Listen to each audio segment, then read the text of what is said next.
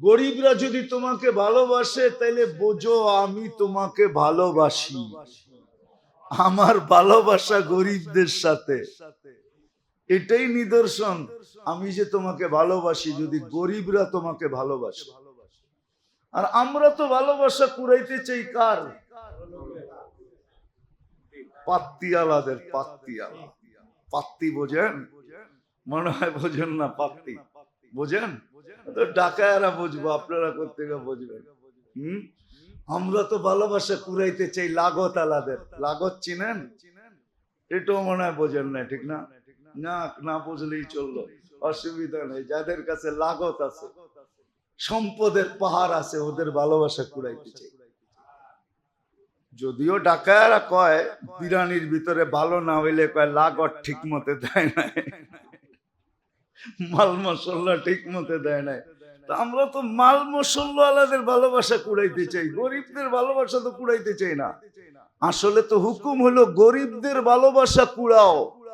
গরিবরা যদি তোমাকে ভালোবাসে তাহলে মনে করবে আল্লাহ তোমাকে ভালোবাসে। মুসা আলাইহিস সালাম জিজ্ঞাসা করছে আল্লাহ, উঠান কিতাব দেখেন। মুসা আলাইহিস সালাতু ওয়াস সালাম জিজ্ঞাসা করছেন, আপনি যে ভালোবাসেন প্রমাণ কি, কেমনে বুঝবো? মুসা, গরিবরা যদি তোমাকে ভালোবাসে তুমি বুঝা নাও আমিও তোমাকে ভালোবাসি। এই জন্য গরিবদের খেয়াল রাখেন, সদা সর্বদা রাখেন, সদা সর্বদা।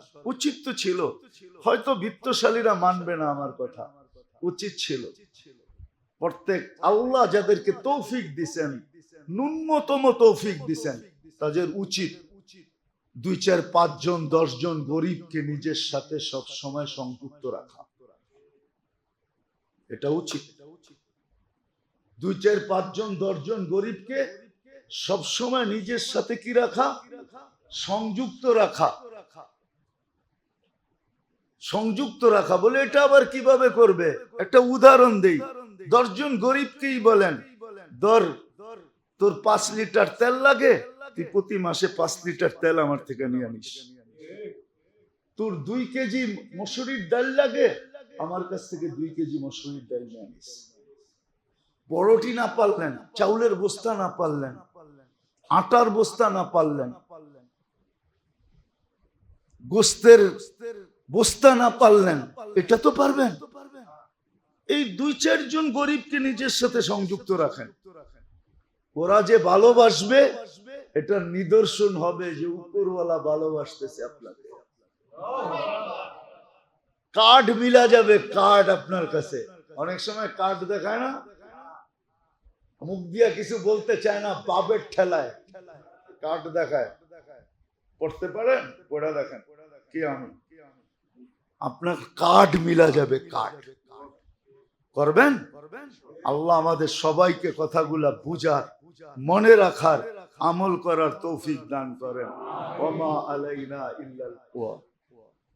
وقال رسول الله صلى الله عليه وسلم ألا إن الجنة حزن بربع ألا إن النار سهل بشهوة أو كما قال عليه الصلاة والسلام। সম্মানিত উপস্থিতি, কোরআন হাদিস থেকে যতটুকুই তেলাওয়াত করলাম আশা রাখি একই সামনে রেখে কিছু কথা রাখবো। সাথে সাথে সকলের কাছে দোয়ার দরখাস্ত, আল্লাহ আমাদের সকল শ্রোতাকে জিনিসটাকে বুঝা, কথাগুলোকে বুঝা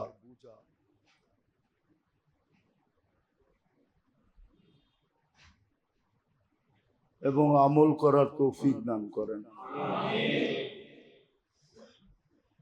অতীতের মতো আজকে অনুরোধ থাকবে, কথাগুলা যত বেশি মনোযোগ দিয়ে শুনতে পারি, যত বেশি মনোযোগকে ব্যবহার করব বা মনোযোগী হব,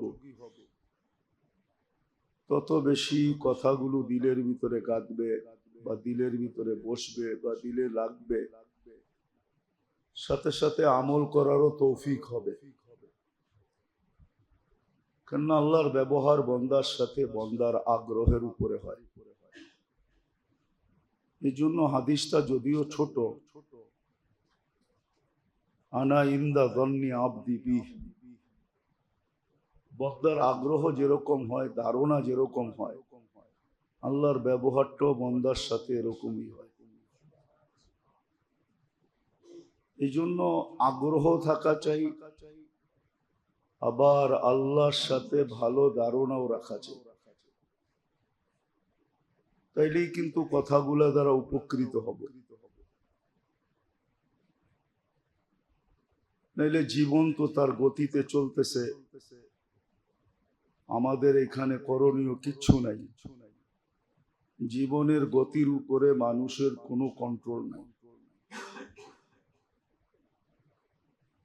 কোনো পাওয়ার ব্যাংক আসে নাই, আর কোনো পাওয়ার ব্যাংক আসবেও না।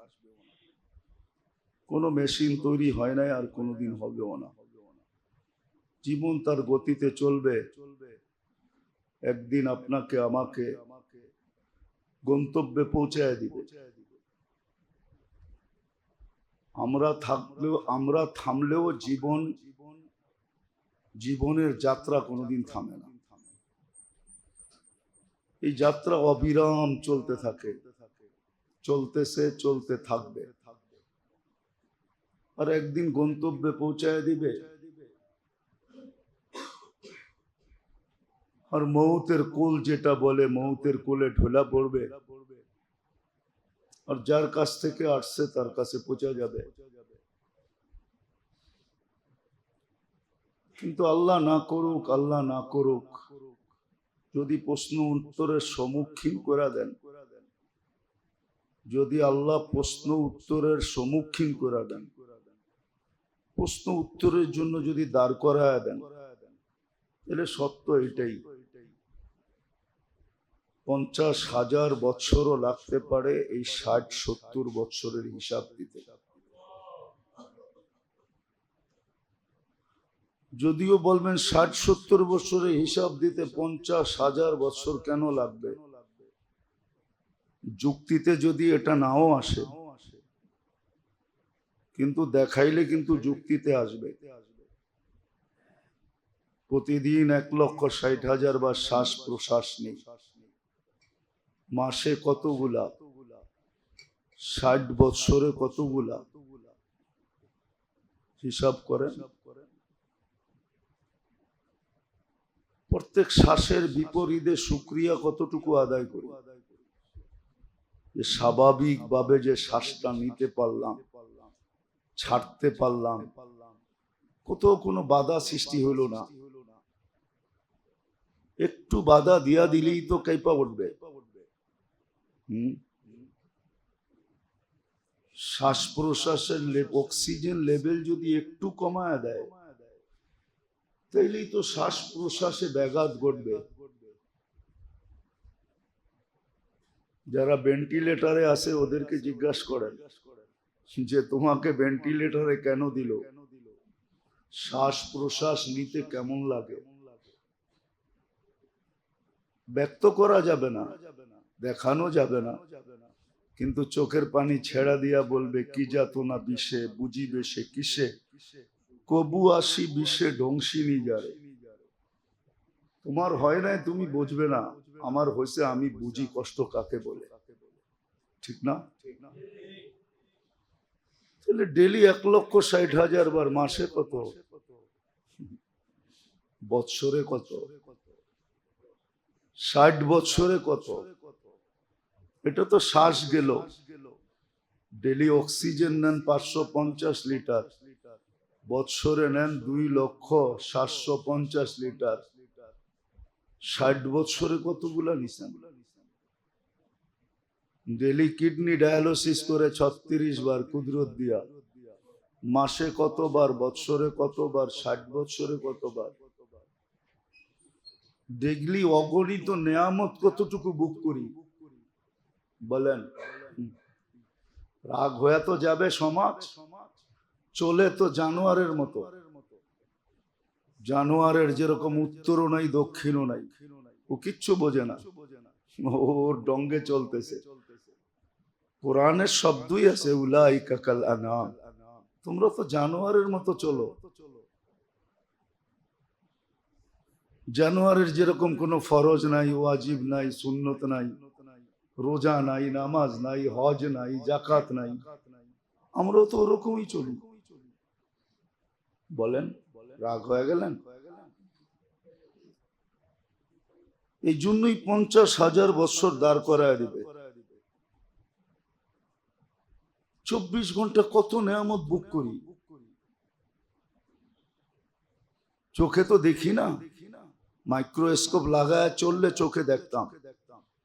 সবাই তো কিনে না, আর চোখে লাগানো না। একটা কিনেন, একদিন চোখে লাগায়া বাজারে ঘুরেন, তাইলে দেখবেন যে কত জীবাণু আপনার দিকে ধায়া আসতেছে, আর কত ব্যাকটেরিয়ার ভিতরে আপনি বসবাস করতেছেন। এক একটা কত বড় বড় দেখা যায়, কিন্তু এটার থেকে 24 ঘন্টা আপনাকে সুরক্ষিত করে কে? কোনদিন দেখছেন মাইক্রোস্কোপ দিয়া? দেখেন আপনি নাকের ভিতরে কিভাবে আল্লাহ পশমের জাল বসায় রাখছে। একটা জিনিস শুধু শ্বাস ছাড়া একটাকেও যাইতে দেয় না। জিজ্ঞাসা করেন ডাক্তারদেরকে, নাকের ভিতরে কিরকম পশম গজানো আছে, আপনি তো দেখেন না। ওগুলো তো সফট, এই জন্য হাতে লাগে না, নরম দেখে হাতে লাগে না। যদি শক্ত হইতো তাহলে আপনি নাকের ভিতরে চাপ দিলে লাগতো, এখন লাগে না, কিচ্ছু অনুভব হয় না। 24 ঘন্টা আপনি কত নেয়ামত বুক করেন। শুধু শুধু তো কোরআন বলে নাই আম্মা বিনিআমাতি রাব্বিকা ফাহাদ্দিস ওয়া ফি আনফুসিকুম আফালা তুবসিরুন। কোরআন তো ইঙ্গিত দিছিল যে কত নেয়ামত আমার ডেলি তুমি ভোগ করো, একটু ভাবো। তার বিপরীতে শুকরিয়া কতটুকু আদায় করো। মানুষেরটা তো খুব করো, মানুষেরটা তো খুব করি না, করি না? কেউ এহসান করলে সারা জীবন পিছিয়ে পিছিয়ে ঘুরতে থাকি, ঠিক না? এহসান পাওয়ার জন্য সারা দিন পিছিয়ে পিছিয়ে ঘুরতে থাকে, পায় না, পাওয়ার আশায়। তো ডেলি কত নেয়ামত ভোগ করি, প্রত্যেকটা মুহূর্তই তো একটা নেয়ামত, প্রত্যেকটা মুহূর্তই তো একটা নেয়ামত। 24 ঘন্টা নেয়ামতের ভিতরে ডুবায় রাখছে। চোখে যদিও কিছু পড়ে না, হ্যাঁ ভাবলে অবশ্যই পড়তো, ভাবলে অবশ্যই পড়তো। এই জন্যই হুকুম দিছিলেন আনিশ কুরলি, আল্লাহ হুকুম দিছেন আমার শুকরিয়া আদায় করো। লাইন শাকারতুম লাযীদান্নাকুম, শুকরিয়া আদায় করলে নেয়ামত বাড়ায়া দিব। আহলু শুকরি আহলু সিয়াদাতি, আমার ভান্ডার ওদেরকেই দিই যারা শুকরিয়া আদায় করে। সারা দিনে তো শুকুর লিল্লাহ একবারও বলি না। শুকুর লিল্লাহ, আল্লাহুম্মা লাকা শুকরু ওয়া লাকাল হামদ। আল্লাহ আপনার জন্য শুকরিয়া, আপনার জন্য প্রশংসা, একবারও তো বলি না। তো যেটা বুঝাইতেছিলাম, যদিও বিবেক ধরবে না, 50,000 বছর কিন্তু প্রশ্ন উত্তরের সম্মুখীন হইলে দাঁড় করায় রাখবে। আর এইভাবেই নিবে, যেইভাবে আমি বললাম এইভাবেই নিবে। এক একটা নেয়ামতকে আলাদা করে করে নিবে। পানি ডেলি কয় লিটার খান, কয় লিটার পান করেন? যদিও বলে ডাক্তার 2 লিটার পান করেন, ডাক্তারের কথা মাইনা তো 2 লিটার ডেলি নেন, মাসে কয় লিটার হয় বলেন তো? দুনিয়াকে 1 ফোঁটা বানায় দিতে বলেন না দুনিয়াকে যে 1 ফোঁটা পানি বানায় দাও। হ্যাঁ, দুনিয়ার বিজ্ঞান বলবে অক্সিজেন আর হাইড্রোজেন মিলাইলে পানি হয়, কিন্তু পানি হবে, আমিও মানি, কিন্তু আল্লাহর পানি হবে না। আল্লাহর পানির ভিতরে জীবন দেওয়া আছে, জীবন। ওই কেমিক্যালটা মানুষের কাছে নাই। মানুষ হাইড্রোজেন অক্সিজেন মিলায় পানি বানায় দিবে, কিন্তু জীবন নামের যে একটা কেমিক্যাল আছে, ওটা শুধু আল্লাহর ভান্ডারে আছে, আল্লাহর কাছে আছে। ওটা কেমিক্যাল না, ওটা আল্লাহর একটা হুকুম, ওটা বানানো সম্ভব না। এটা বানানো সম্ভব না। আল্লাহ রসুল বলছে যে তোমরা যে ঠান্ডা পানি নে পান করো, এটার হিসাব পর্যন্ত আল্লাহ নিবে। যদি নিতে চায় তাহলে 50,000 বছর ঠিকই দাঁড় করায় দেবে। এই জন্য যেটা বুঝাইতে চাইতেছিলাম, সময় কিন্তু জীবনের গতি কিন্তু তার গতিতে চলতেছে, আমার গতিতে না। একদিন আমাকে সীমানায় পৌঁছায় দিবে, একদিন আমাকে সীমানায় পৌঁছায় দিবে। আর আল্লাহর কাছে যাওয়ার পরে হতে পারে যে হিসাব কিতাবের সম্মুখীন করে দেবে। কিন্তু বুদ্ধিমান ওই ব্যক্তি যে হিসাব কিতাবকে এড়ায়া চলতে চায়, হিসাব কিতাবের দুয়ারে যেতে চায় না, যে আমি হিসাব কিতাবের দুয়ারে যাব না। বলে ওই ব্যবস্থা কি আছে? অবশ্যই আছে। ওই ব্যবস্থা তো আল্লাহ দিছিলেন এই উম্মতকে। কোন উম্মতকে দিয়া থাকেন আর না থাকেন এটা আমার আলোচ্য বিষয় না, কিন্তু এই উম্মতকে দিছিলেন। উম্মতে মুহাম্মদী সাল্লাল্লাহু আলাইহি ওয়াসাল্লাম, রাসূল মুহাম্মদুর রাসূলুল্লাহ সাল্লাল্লাহু আলাইহি ওয়াসাল্লামের উম্মতকে দিয়েছেন, যে ইচ্ছা করলে সে বাঁচতে পারে। আপনি উদাহরণ দিয়ে দেখেন, রমজানের রোজা রাখলো আর 6 রোজা যে রাখলো, সে এটা তো ধারণা করতে পারে হাদিসের আলোকে যে আমি সারা বছর রোজা কমপ্লিট। তাহলে সারা বছর যদি রোজা হয়, তাহলে রোজদারের তো হিসাব কিতাব খাওয়া পানাহারের নাই, ঠিক না? না আছে? বাঁচলো কি বাঁচলো না? কিন্তু পদ্ধতি ব্যবহার করছে কয়দিন? 30 দিন আর 6 দিন, 36 দিন। 36 দিন বাদ দেন 365 থেকে, তাহলে 330 দিনের হিসাব কিতাব থেকে বেঁচে গেল, পানাহার থেকে বেঁচে গেল। এক নামাজ থেকে আরেক নামাজ মধ্যবর্তী সময়ের জন্য কাফফারা স্বরূপ গুনাহকে মাফ করায় দেয়, মিটায় দেয়। 5 ওয়াক্ত যখন পাবন্দির সাথে পড়লো, তাহলে এটা তো বলা যায় যে 24 ঘন্টার গুনাহগুলা অটোমেটিক মাফ হয়ে গেছে। আমার কাছে আর কিছু নাই, আমার কাছে আর কিছু নাই। এতটুকুর পরে এতটুকু বলতে পারে, আমি যে সারা রাত্র ঘুমাইলাম এটা সওয়াবও লেখা হলো। সারা রাত্রে ঘুমের জায়গায় কি লেখা হলো? সওয়াবও লেখা হলো।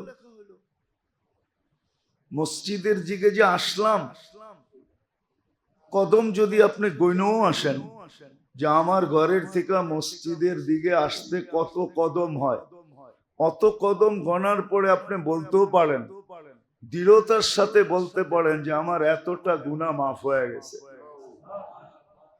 যদি 100 কদম দিয়ে আসতে হয় তো 100 গুনাহ মাফ, 1000 কদম দিয়ে আসলে 1000 গুনাহ মাফ।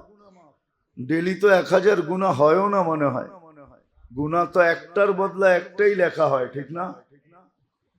উজু যখন করতেছিল, যদি সঠিকভাবে উজু করে থাকে সুন্নত অনুযায়ী, তাহলে উজু শেষ শরীরের গুনাহ সব ঝরে গেছে। তাহলে গুনাহ রইলো তো রইলো কোন জায়গায়? এত গুনাহ তো সারাদিন হয়ও না। তারপরও আল্লাহ রসুল পদ্ধতি শিখাইছেন যে প্রত্যেক নামাজের পরে সুবহানাল্লাহ, সুবহানাল্লাহ 10 বার, আলহামদুলিল্লাহ 10 বার, আল্লাহু আকবার 10 বার পড়ো। 30 বার হবে, 5 ওয়াক্তে 150 বার। তুমি 150 পড়বা, 150 সওয়াব লেখা হবে। 1500, 1500 সওয়াব লেখা হবে।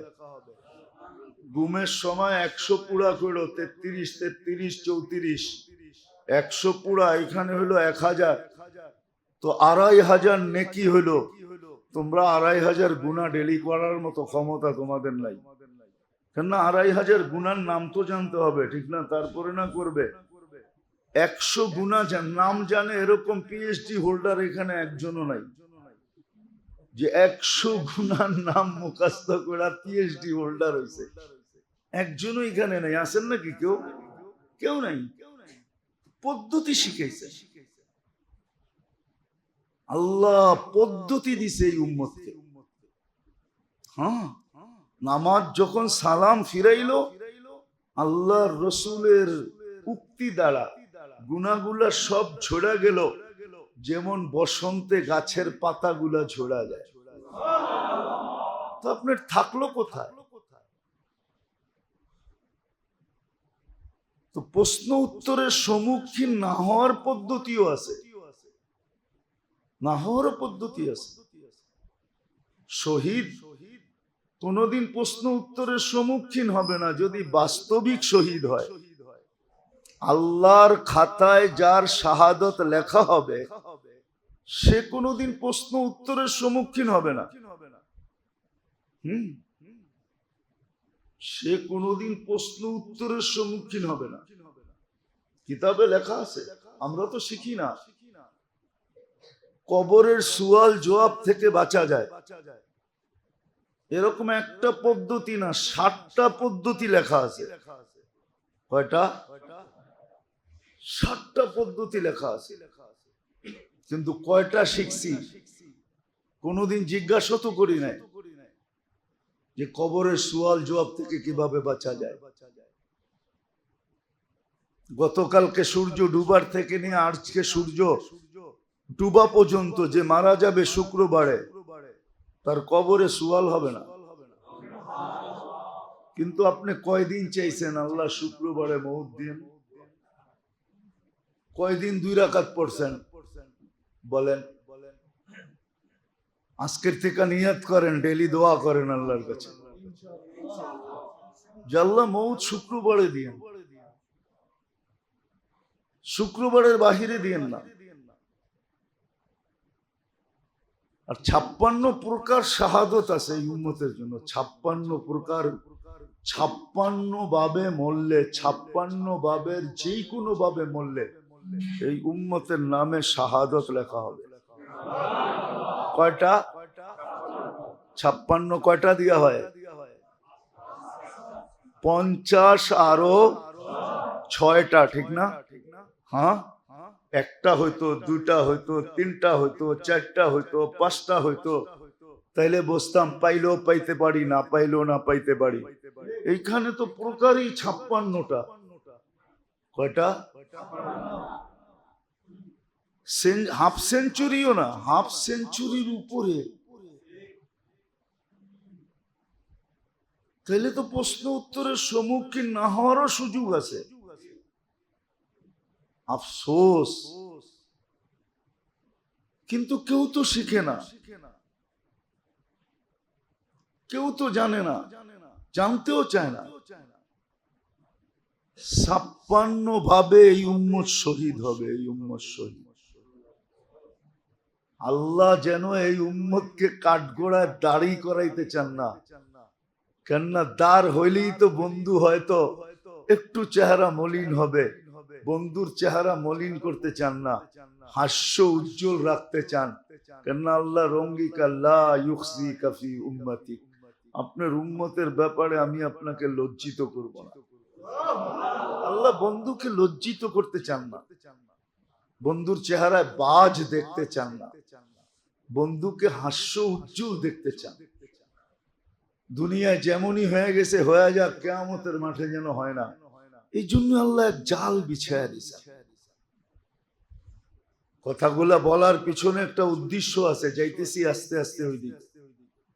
একটু ভালো মতে বোঝা, কাজে লাগান, নাইলে এই জিনিসগুলোই কিন্তু দেখানো হবে যে তোমার জন্য এই সুযোগ ছিল, এই সুযোগ ছিল, এই সুযোগ ছিল, এই সুযোগ ছিল, একটাও তো তুমি কাজে লাগাইলে না। অপশন তো অনেকগুলো ছিল, আমরা তো 2-4টা অপশন রাখি নাই, আমরা তো অগণিত অপশন রাখছি, অগণিত সুযোগ রাখছি। তুমি একটাও কেন ধরলে না, ধরা দিলে না? তখন কি জবাব দিব? কি জবাব হবে ওই দিন? ওই দিন তো জবাব দিলে কাজে দিবে না। সত্য তো এটাই, মানুষ তো কাঁদবে, কিন্তু আজকে হুকুম আছে ফালিয়াযহাকু কালিলান ওয়ালিয়াবকু কাসীরা। আজকে হুকুম আছে বেশি কাঁদো, হাসো কম কাঁদো বেশি। কিন্তু একদিন তো মানুষ কাঁদবে, কান্না কোনো কামে দিবে না, কিন্তু আজকের কান্না কাজে দিবে। কান্না যদি নাও আসে, হ্যাঁ, কত মানুষই তো দেখি দুনিয়ার জন্য কান্নার ড্রামা করে, ঠিক না? ড্রামা বোঝেন? অভিনয় করে, কান্নার অভিনয় করে, ঠিক না? দুনিয়ার জন্য আল্লাহ তো কয় দুনিয়ালাদের দিল গলুক আর না গলুক, তুই কান্নার অভিনয় কর, আমাদের কুদরতি দিল গইলা যাবে, আমরা মেহেরবান হয়ে যাব। আবু বকর সিদ্দিক রাদিয়াল্লাহু তাআলা তো জিজ্ঞাসা করছে, জি ইয়া রাসূলুল্লাহ, কান্না যদি না আসে, আল্লাহ রাসূল বসে অভিনয় করলেও চলবে। অথচ আবু বকর সিদ্দিকের কান্না আসে না, এটা আবার প্রশ্নের কোনো বিষয় হয় নাকি? উনি তো সারাদিনই কাঁদতেন, ঠিক না? কিতাবে আছে। মক্কালার আয়েশা বলছে, আবু বকর কোরআন পড়ো তো পড়ো, ঠিক আছে, কিন্তু সাথে সাথে যে কাঁদতে থাকো, তোমার কোরআন পড়া একদিক দিয়ে আমাদের ঘরকে আউলায়া দেয়, তোমার কান্না আরেক দিক দিয়ে আউলায়া দেয়। দুই বাতাসে আমাদের ঘর সব উল্টায় যাইতেছে, মহিলারা মন গলা যাইতেছে, বাচ্চারা পর্যন্ত মুসলমান হওয়া শুরু হয়ে গেছে। কোরআন পড়ো পড়ো, সাথে কাঁদো কেন? উনি জিজ্ঞাসা করতেছে, কান্না যদি না আসে কি করব? আল্লাহর কাছে তো অভিনয় গ্রহণযোগ্য। আজকে তো অভিনয় করতে পারেন, অভিনয় তো করি না, কাঁদবো তো দূরের কথা, কিন্তু একদিন তো কাঁদবে। ওই দিন কান্না তো কোনো কাজে দিবে না, শুধু কানবে, পানিও গড়াবে। কতটুক পানি জমবে এটাও কোরআনে হাদিসে লেখা আছে, কতটুক পানি জমবে, পানির মাত্রা কতটুকু হবে। তো যেটা বুঝাইতেছিলাম মেরে দোস্ত, সত্য এটাই, সত্য এটাই। আজকে সুযোগ আছে, আজকে জীবনের মূল্যায়ন করা যায়, কেননা জীবনের গতি আমাদের কাছে না, জীবন যিনি দিছেন ওনার কাছে। এই জন্য জীবন অবিরাম যাত্রী, কোথাও বিরামহীন যাত্রী, কোথাও দাঁড়ায় না, চলতে থাকে, চলতেছে। কিন্তু হ্যাঁ, এটাকে কাজে লাগানো, এটা হলো বুদ্ধিমানের কাজ। আছে কিছু বুদ্ধিমান দুনিয়াতে এখনো আছে, যারা এখনই প্রস্তুতি নিতেছে।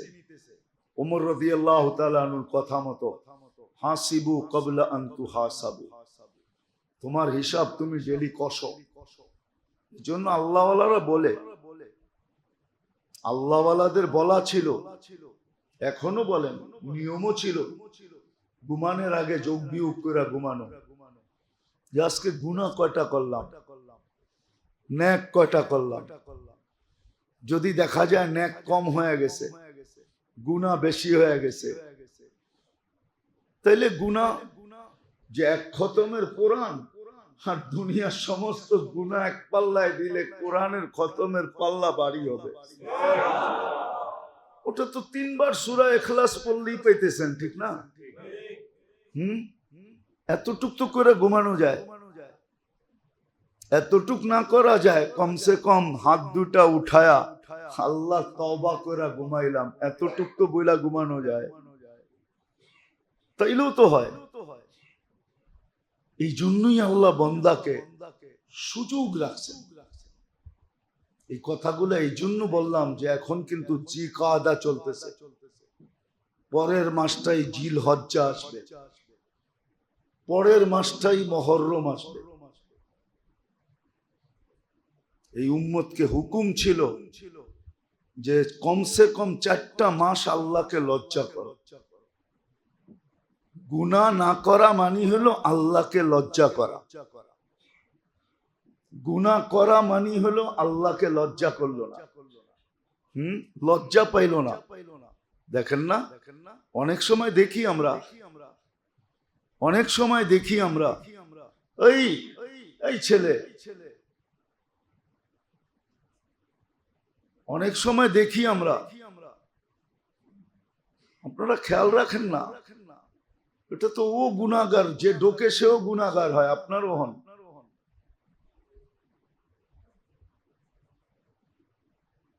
কথা কিন্তু আমরা মনের থেকে বলি না, উপর থেকে আসলে বলি, নাইলে বলি না। আমরা কিছু শিখা আসি না। বারবার বলা হইতেছে যে গায়ের উপর দিয়ে ডেঙ্গায় জুমার দিন না আসা, হাদিসে সাপ নিষেধ আছে বুখারীতে। কোন এরকম হাদিসের কিতাব নাই যেটার ভিতরে নিষেধ না আছে।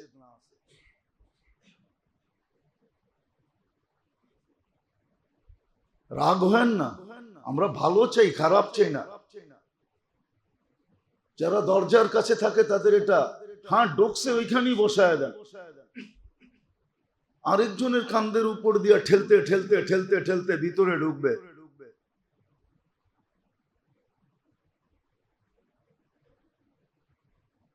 দিন মনে হয় আমাদের আসতেছে যে জুমা আমাদেরকে ঘরে পড়তে হবে। হ্যাঁ হ্যাঁ, দিন আসতেছে আমাদেরকে জুমা ঘরের ভিতরে পড়তে হবে, মসজিদে পড়া যাবে না। কেন? মসজিদে তো সবাই নিজের আধিপত্য দেখাবে, একদিন আসবে, অচিরেই আসতেছে, সব লিখিত আসবে, সবার আধিপত্য মসজিদে চালাবে। খতিব ইমাম মুয়াজ্জিনরে চাকর মনে করবে। ওই দিন আমাদেরকে হুকুম দেওয়া হয়েছে ঘরে জুমা পড়ে নিও, আমরা ঘরে জুমা পড়ব। ওই দিন আর মসজিদে জুমা হবে না। হ্যাঁ হবে, যারা পড়ানোর পড়াবে, কিন্তু আসলে যারা জুমা পড়বে ওরা ঘরেই পড়বে। বলবে হবে, হবে না না হবে ওটা কিতাব খুলে দেখা যাবে, হবে না না হবে। রাগ হয়েন না। আজকে অনেক দিন ধরে দেখতেছি, প্রত্যেকবার বলি, দরজার কাছে যারা থাকে তাদের দায়িত্ব হলো ঢোকছে ওইখানে বসায় দেন। কে ঢোকছে এটা দেখার বিষয় না, মসজিদ আল্লাহর ঘর, সব সমান, এইখানে বড়ত্বের কিছু নাই। যে মসজিদে এসে ছোট না হইতে পারবে ওকে লেখা নেওয়া উচিত। মসজিদে এসে যদি বড়ত্ব দেখায় যে আমি বড়, এটা আল্লাহর ঘর, আল্লাহর চেয়ে বড় কেউ নাই, রব্বাকা ফাকাব্বির, আল্লাহর চেয়ে বড় কেউ নাই। যাক, যেটা বুঝাইতেছিলাম, লজ্জা করা উচিত গুনার ব্যাপারে। এই জন্য আল্লাহ এই উম্মতকে বুঝাইছেন যে তুমি লজ্জা করো, 4টা মাস গুনার ব্যাপারে লজ্জা করো। গুনার ব্যাপারে লজ্জা করো, আমিও শাস্তির ব্যাপারে লজ্জা করব। গুনার ব্যাপারে এই 4 মাস লজ্জা করা উচিত। জিকাদা, জিলহজ্জা, মুহররম, রজব, আল্লাহকে লজ্জা করো। হারাম মাস এই 4টা, বড় আল্লাহর কাছে বড় দামি মাস, শাহরুল হারাম বলে একে। এই জন্য বলছে 4 মাস গুনার ব্যাপারে লজ্জা করো।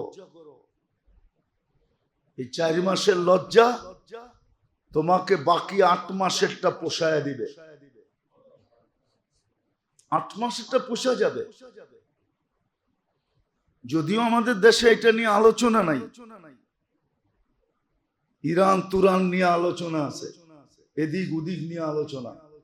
দেখেন না মাঝে মাঝে মিডিয়া এক এক আলোচনা নিয়ে কেমন চলতে থাকে। হ্যাঁ, খায়া না খায়া কোনো কাম নাই, এক এক আলোচনা নিয়ে সারা মিডিয়া তোলপাড় চলতে থাকে, ঠিক না? এখন একটা নিয়ে চলতেছে, আমি বলতে চাইতেছি না, যারা মিডিয়া দেখে একটা নিয়ে তোলপাড় চলতেছে, ঠিক না? যার যেমনে মনে চায় সমাধান দিতেছে। আসলে এটা না, আসল যেটা আলোচনা হওয়ার দরকার ছিল যে এই 4 মাস উম্মতের উচিত, আমাদের উচিত গুনার ব্যাপারে আল্লাহকে লজ্জা করা উচিত। লজ্জা করা উচিত যে আমি 4 মাস গুনাহ করব না, সাধ্য অনুযায়ী, ইচ্ছাকৃত ভাবে। হ্যাঁ, ভুলে হয়ে গেল, তাহলে এটা তো আগেই ঘোষণা আছে রুফিয়ান উম্মতি আল খাতা ওয়ান নিসিয়ান।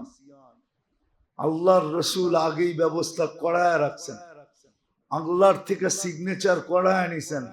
আমার উম্মত যদি ভুল করে তাহলে কি করবেন? ওটাও কি ধরবেন? তা আল্লাহ বলছে, বন্ধু আপনার উম্মত ভুল করলে মাফ করে দেব। ভুল করলে কি? হ্যাঁ, মাফ করে দেব। ভুল করলেও মাফ করে দিমু, ভুলে করলেও মাফ করে দিমু। একটা হলো ভুল করা, যেরকম করা দরকার ছিল ওরকম করে নাই, ভুল করছে। আর একটা হলো ভুলে করছে, দুটোটা মাফ করে দেব। এটা সিগনেচার করা আছে, মাফ করে দিব। হ্যাঁ, তারপরেও যদি তওবা করে নিজে অনুতপ্ত হয় তো এটা তো মাফ হয়েই আছে। তাহলে এই অনুতপ্তের কারণে বিরাট বড় একটা সওয়াবের ঘাটতি ধরায় দিবি। 4 মাস আমাদের উচিত, 1 মাস তো চলে গেছে, সামনে আসতেছে রজব আসবে, কিন্তু 3 মাস কিন্তু জিকাদা রানিং চলতেছে। আমাদের উচিত গুনার ব্যাপারে লজ্জা করা। যদি গুনার ব্যাপারে লজ্জা করতে পারলেন তাহলে ইনশাআল্লাহ ইনশাআল্লাহ আশা করা যায় হিসাব কিতাবের সম্মুখীন হতে হবে না, আল্লাহ লজ্জা করবে। এজন্য আল্লাহ নিজেই বলছেন, ইস্তাহি ইনদা মাসিয়াতি,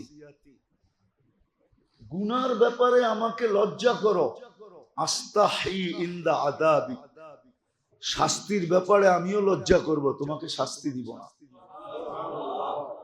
এই জন্য বড় খেয়াল রাখা উচিত। যদি আমি চাই যে আমি হিসাবের সম্মুখীন হতে চাই না, সত্য আল্লাহর রসুল বড় আফসোসের সাথে বলছেন, আমার উম্মত যে হিসাব কিতাবের সম্মুখীন হবে বড় কঠিন হবে, কঠিন। আল্লাহর রসুলের চোখে পানি চলে আসছে, আমাদের চোখে আসুক আর না আসুক, বড় কঠিন হবে, কঠিন। এই জন্যই বড় দুঃখের সাথে বলছেন যে উম্মত হিসাব কিতাবের সম্মুখীন হতে চাও না, বরং সময়গুলাকে কাজে লাগায়া, যেমন জিকাদা এখন চলতেছে, এখন থেকে দেখেন মোটা মোটা গুনাহকে ছেড়া দেন, লজ্জা করেন, গুনার থেকে বেঁচে থাকেন। কি হইলো? 4 মাস টেলিভিশন না দেখলে কি হবে? দুনিয়া যদি কিয়ামত হয়ে যায় তো আপনার খবর টেলিভিশন দেখে জানার দরকার হবে না, বাতাসেই পেয়ে যাবেন আপনি। কি বাতাসেই খবর পেয়ে যাবেন না? যাবেন না। মোটা মোটা কোনো খবর যদি দুনিয়ার থাকে তাহলে আপনি বাতাসেই পেয়ে যাবেন। 4 মাস টেলিভিশনে চোখ বুলাইলেন না, টেলিভিশন চালাইলেন না, কি হয়ে যাবে? এমন ক্ষতি হয়ে যাবে। হ্যাঁ, আজে বাজে জিনিস দেখলেন না নেটে, ক্ষতি হয়ে যাবে? কিচ্ছু হবে না। এই কথা মনে করা যে 4 মাস আমি মোটা মোটা গুনার থেকে বাঁচতে চাই। 4 মাস পাবন্দির সাথে নামাজ পড়েন, জামাতের সাথে পড়েন। ও মেরে দোস্ত, কেমনে আপনা করে বুঝাবো? কোন উম্মতের জন্য সুযোগ ছিল কিনা আমি জানি না। এই উম্মত যদি কিছু না জানে, নামাজের একটা সূরা না জানে, দুরুদ শরীফ না জানে, দোয়ায়ে কুনুত না জানে, আত্তাহিয়াত না জানে, শুধু ইমামের সাথে যদি উঠক বৈঠক করে, উঠক বৈঠক বুঝেন? কি উঠক বৈঠক বোঝেন? উঠ বস বোঝেন? উঠে আর বসে ইমাম যেমন করে অমন করে, তারপরে তো আল্লাহ বলতেছেন তোমার নামাজ কবুল। কেন? তোমার দায় দায়িত্ব আমি ইমামকে দিয়া দিছি। এই উম্মতের জন্য তো ইমাম এই জন্যই রাখছেন, নাহলে তো ইমামের দরকার ছিল না। টাকা দিয়ে ইমাম রাখবেন কেন? আবার আমার মতো কর্কশ ইমাম, আবার এত কথা শুনবেন কেন? দরকার তো ছিল না। এই জন্যই তো উম্মতকে ইমাম দিছেন, যে পুরা গাড়ি ইমাম চালায়া নিয়ে গন্তব্যে পৌঁছায় দিবে। পিছে আলারা কি জানে আর না জানে এটা বিষয় না, ইমামের উপরে দায় দায়িত্ব। আর সুযোগ কই পাবেন? কোন উম্মতকে তো এই সুযোগ দিছে বলে আমার মনে হয় না। কোন ১৬ লক্ষ উম্মতের ভিতরে কাউকে দেন নাই। খলিলের উম্মতকে দিছেন কিনা জানি না, কালিমুল্লাহর উম্মতকে দিছেন কিনা জানি না, রুহুল্লাহর উম্মতকে দিছেন কিনা জানি না, সফিউল্লাহর উম্মতকে দিছেন কিনা জানি না। উপাধি তো এক একটা বিরাট বিরাট দিছেন, কিন্তু উম্মতকে কিছু দিছেন কিনা জানি না। কিন্তু মনে হয় সবই সর্বশেষ বিদায়, যে এরপরে তো আর কোনো উম্মত নাই, আমাদের নবীর পরে কোনো নবী নাই। এই জন্য মনে হয় সব উঠায়া আমাদেরকে গোসল করায়া দিছেন, সব আমাদেরকে দিয়া দিছেন, আর কিচ্ছু রাখেন না নিজের কাছে, সব আমাদেরকে দিয়া দিছেন। এই জন্য মেরে দোস্ত, এই সময়গুলোর মূল্যায়ন করেন। 3টা মাস গুনার ব্যাপারে লজ্জা করে, যেন গুনাহ না হয়, নেকের যেন পাবন্দি হয়, কমসে কম 5 ওয়াক্ত জামাতের যেন পাবন্দি হয়। গরালাদেরকে বুঝান, ছেলে পেলেকে বুঝান, যে বাবা এই কয়টা মাস আমরা গুনাহ করব না। আজকে কিন্তু আল্লাহ আমাদের উপরে বড় নারাজ, আর হওয়াই স্বাভাবিক, হওয়াই স্বাভাবিক, হওয়াই স্বাভাবিক। যাকে কর্মচারী ম্যানেজারকে যদি সর্ব ফ্যাসিলিটি দিয়া থাকে, গাড়ি দিছে, বাড়ি দিছে, হ্যাঁ, উঁচা মানের বেতন দিছে, তারপরও বইলা দিছে যখন কোনো কিছু প্রয়োজন হয় আমার কাছে বইলা নিয়ে নিও, ঠিক না? তারপরও যদি সে লুকায়া যাবে ঢুকায়, তারপরও যদি লুকায়া, কেমন হবে? কেমন হবে? আরে বলেন না, মনে হয় বোঝেন নাই। গাড়ি দিছে, বাড়ি দিছে, উঁচা মানের বেতন দিছে, আবার বইলা দিছে প্রয়োজন হইলে আমাকে বইলা নিও, যা লাগে তা নিও, ঠিক না? তারপরে যদি না বইলা চুপে যাবে ঢুকায়, বলেন আপনি কি করবেন? হ্যাঁ, কি করবেন? হ্যাঁ, আরে বলেন না কি করবেন? শুধু চাকরি যাবে? হ্যাঁ, ওর মতো কপাল পোড়া কেউ আছে নাকি? হ্যাঁ, সমাজ কি বলবে? বেটা তোর মতো কপাল পোড়া নাই কেউ, গাড়ি দিল, বাড়ি দিল, এত বড় বেতন দিল, আবার ডিগলার দিয়া বইলা দিল যখন যা প্রয়োজন হবে আমাকে বইলা নিও। তারপরও তুই লুকায়া যাবে নিলি, তোর মতো নিমক হারাম। মনে হয় দুনিয়ার গিনিস বুকে ওর নামটা লেখা হবে, যে তোর মতো এরকম অপদার্থ মনে হয় দুনিয়ায় কেউ নাই।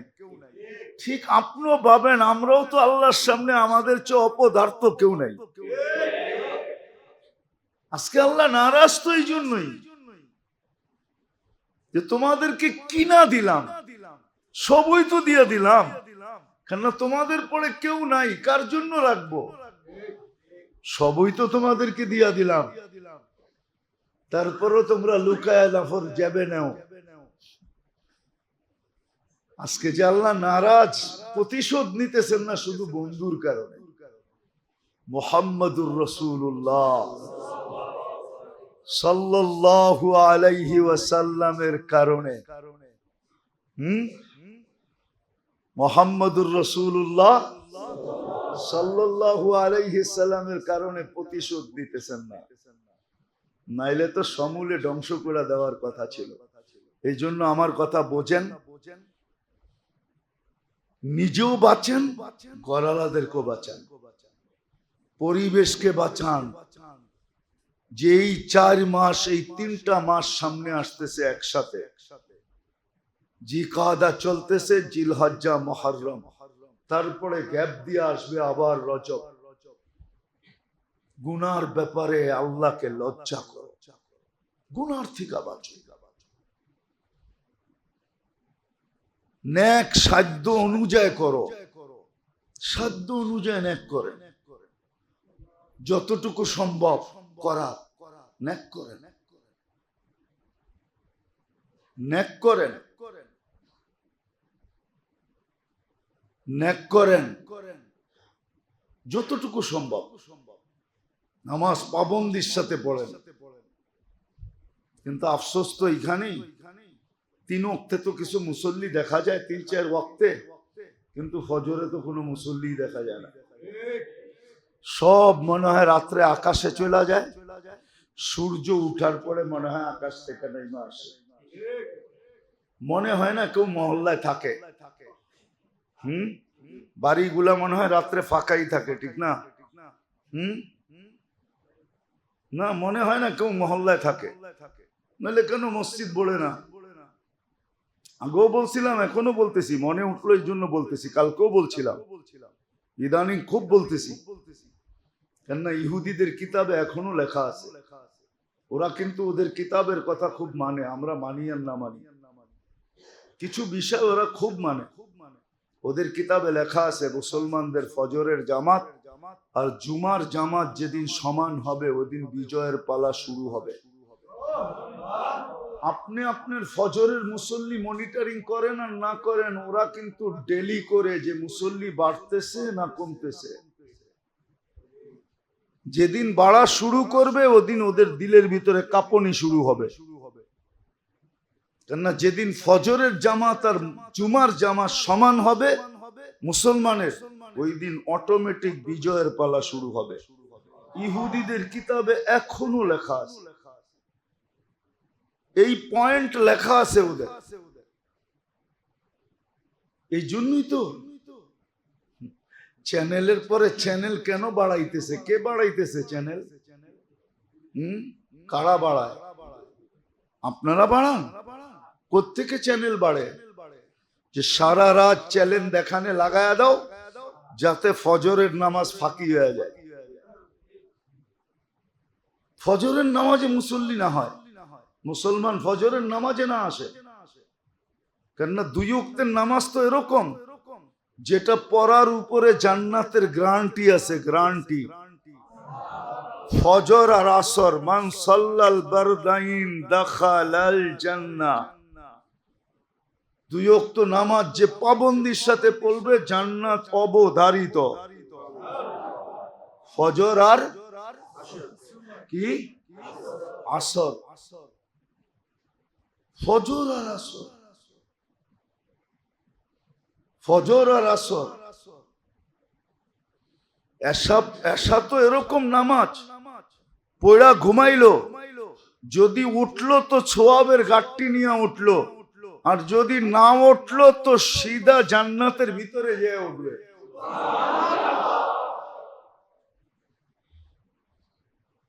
জান্নাতে যে ঘুম ভাঙবে, তো এরকম নামাজ।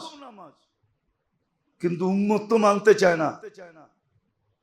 যাক, আমার যেটা বুঝানোর ছিল ওটা বুঝাইতেছি।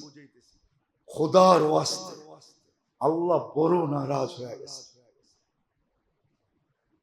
আল্লাহ আমাদের উপরে বড় নামাজ, উম্মতের উপরে। এই জন্য এই 3 মাস, জিকাদা, জিলহজ্জা, মুহররম, কারণ আপনাদের সাথে তো আর বেশি দেখা হবে না, হয়তো আর 2 জুমা দেখা হবে। তারপরে আমি আল্লাহ নিয়ে গেলে হজে যাব 5 তারিখে, আবার 3 জুমা পরে বেঁচে আসলে দেখা হবে। এই জন্য খুব কাজে লাগানো চাই, গুনার থেকে বাঁচা চাই, যতটুক নেক পারি করা চাই।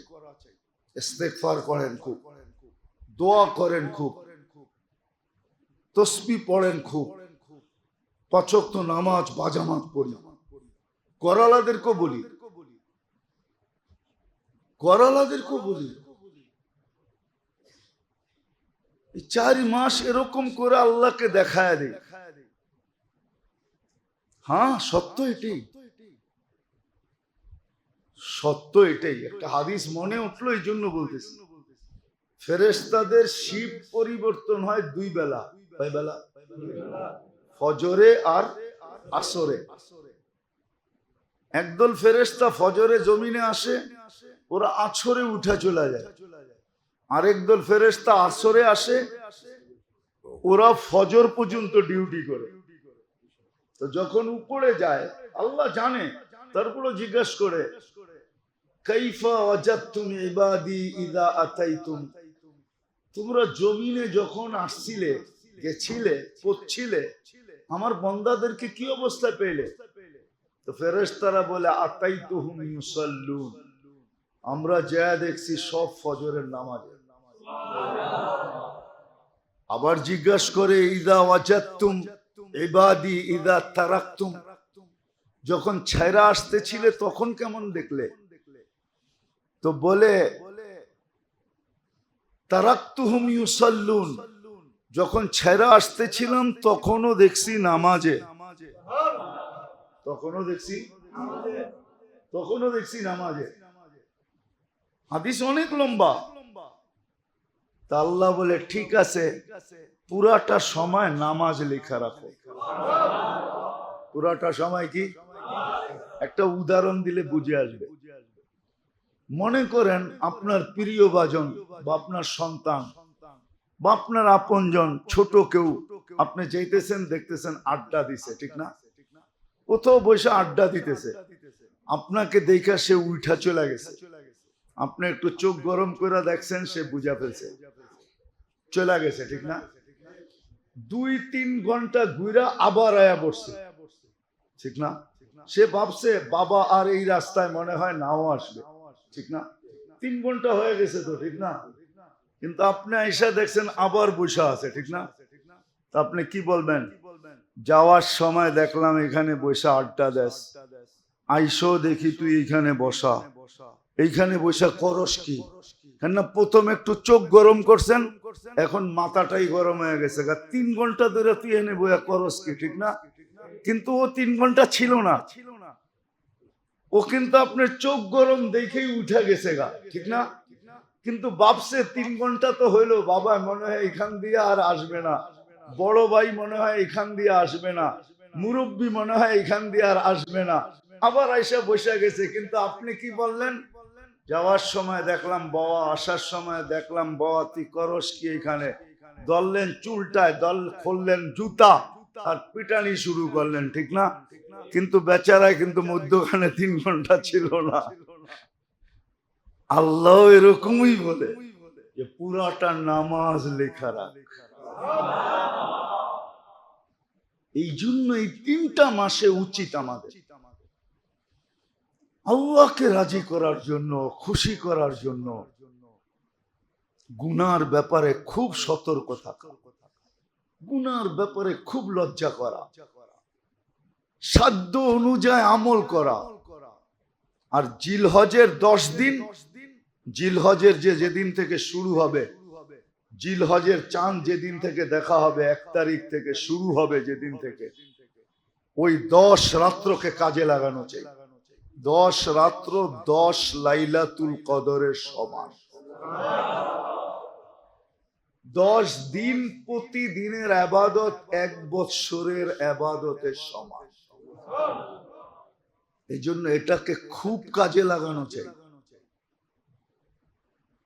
খুব কাজে লাগানো চাই। আরাফার দিনের রোজা রাখা চাই 9 তারিখে, উচিত। ছোট ছোট কিছু করেন, সারা বছর পারি না, মাঝে মাঝে তো সুযোগ দিছেন আমাদেরকে, উম্মতকে কমসে কম এটা দেখানো উচিত। হ্যাঁ, দুনিয়ার ব্যাপারে যদি শোডাউন করতে পারেন, তাহলে আল্লাহর সামনে শোডাউন করতে অসুবিধা কি? যদিও শব্দটা ভালো শোনা যায় না, সবাই মিলা যদি 10 তারিখ 10 দিন ইবাদতে লাগি, রাত্রগুলাকে ইবাদতে কাটাই, মসজিদে আসতে হবে না, ঘরে বসেই করেন। 10 রাত্র যেন কোনো মতে কাজে বেকার না কাটে, দিনগুলাতে ইবাদত করেন। বলে কাজ কাম করবো না, না করেন, এর ফাঁকে ফাঁকে করেন, তসবিহাত পড়তে থাকেন, দুরূদ পড়তে থাকেন, আল্লাহকে রাজি করেন, কাজে দিবে।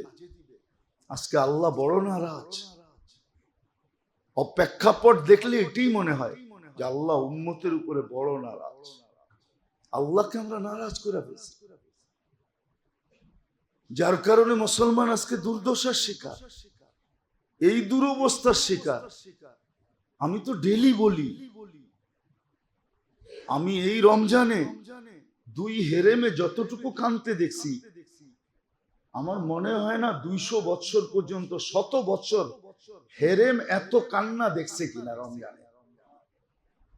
এই রমজানে যা কান্না মানুষ কাঁদছে, শুধু ফিলিস্তিনকে সামনে রেখা, দুনিয়ার অবস্থাকে সামনে রেখা। একদিকে ইমাম কাঁদতেছে, একদিকে মুসল্লিরা কাঁদতেছে। এরকম কান্না আমি কখনো হেরেমে দেখি নাই। এত কান্না, এরকম আওয়াজ, নারী পুরুষ নির্বিশেষে কাঁদতেছে। কিন্তু চোখের পানি কোথায় শুকায় গেল? কোনো ফলন তো দেখলাম না, এখন পর্যন্ত দেখা যাইতেছে না।